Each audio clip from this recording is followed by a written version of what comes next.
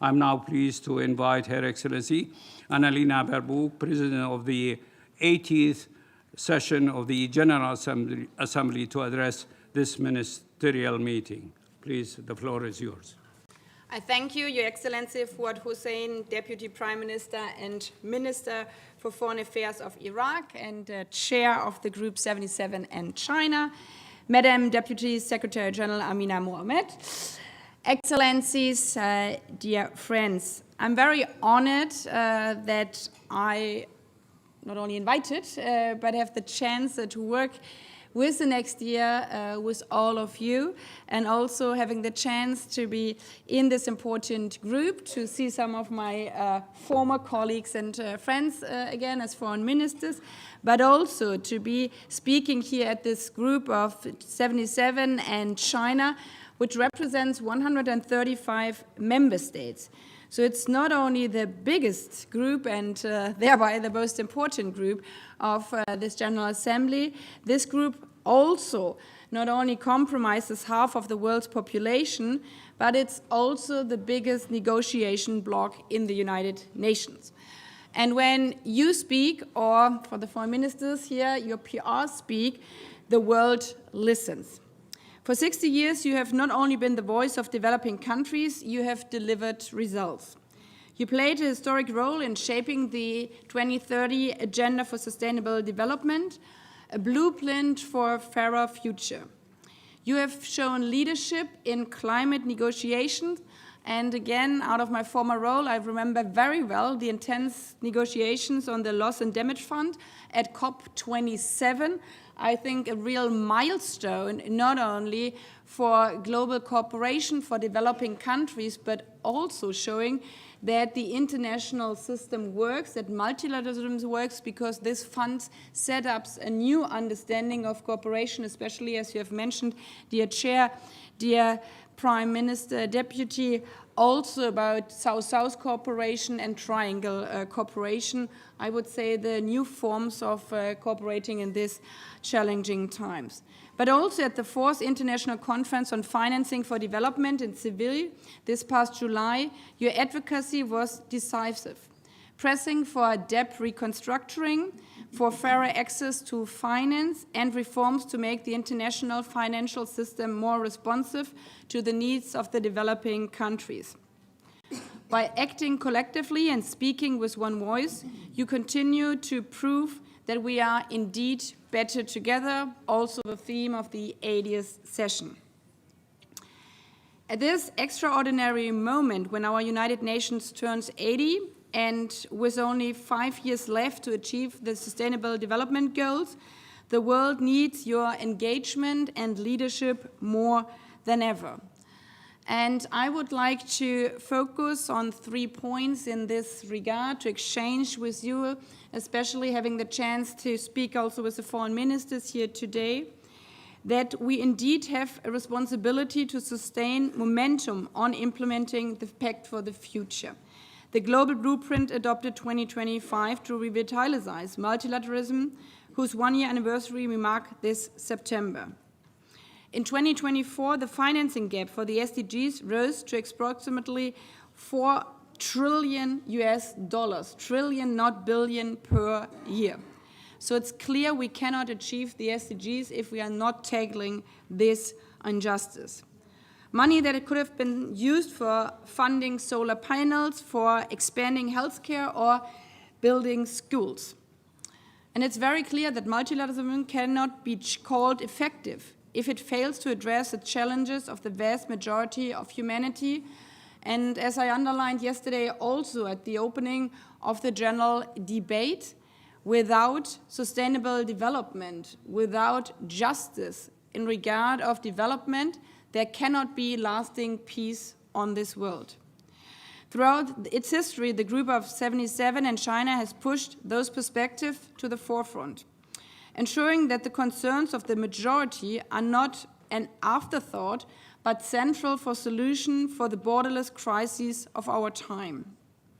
You have worked tirelessly to advance the 2030 Agenda and to champion solutions that benefit all of humanity, and I would like to underline that this is also a priority of my presidency in this 80th session.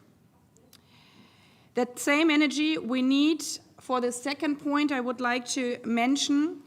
To deliver on the promises of this institution, we have to make this institution fit for purpose.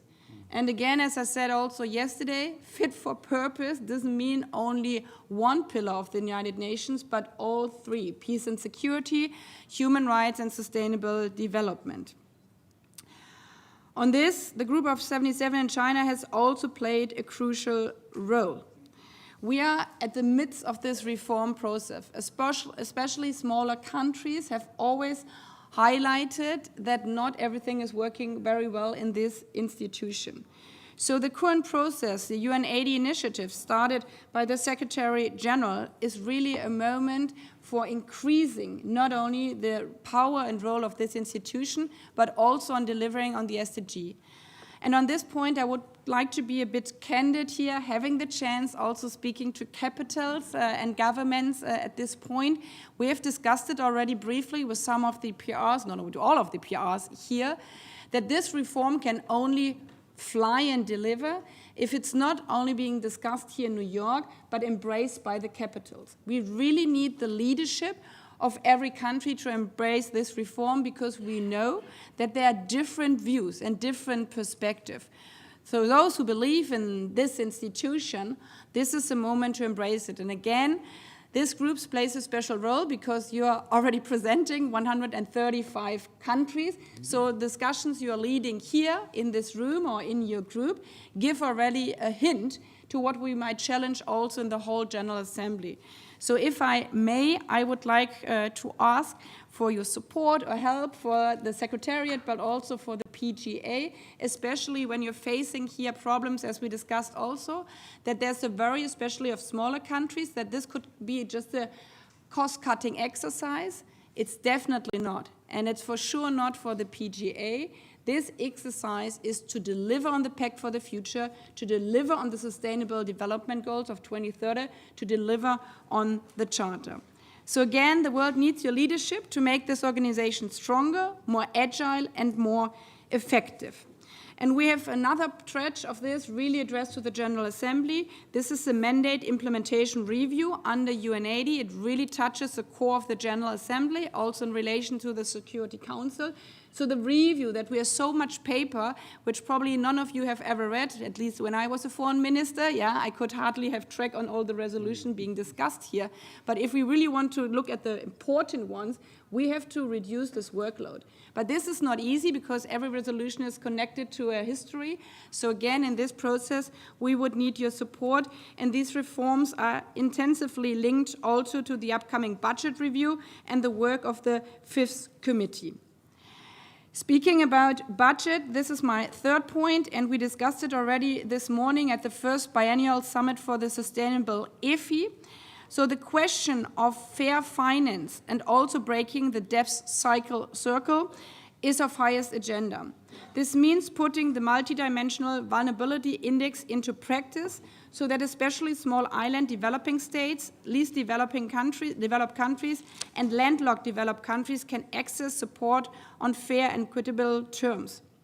It also means widening the circle of decision-making to include those most vulnerable and marginalized, indigenous communities, women, and youth.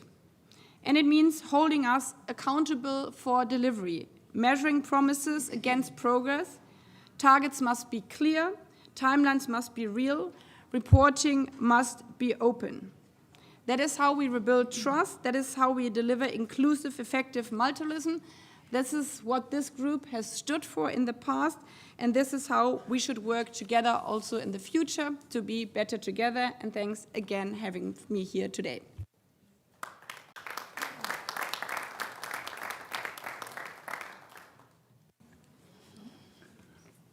Thank you very much. I wish to thank the President of the General Assembly for her important statement and for her continued commitment to advance the development agenda.